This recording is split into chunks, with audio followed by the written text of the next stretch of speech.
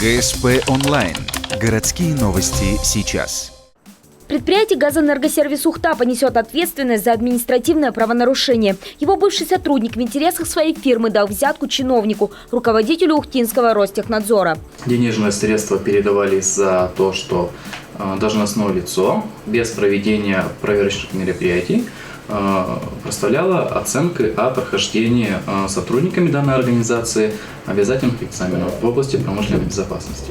За сданные на бумаге экзамены предприятие заплатило 36 тысяч. Это стало известно в ходе расследования уголовного дела в отношении того самого чиновника.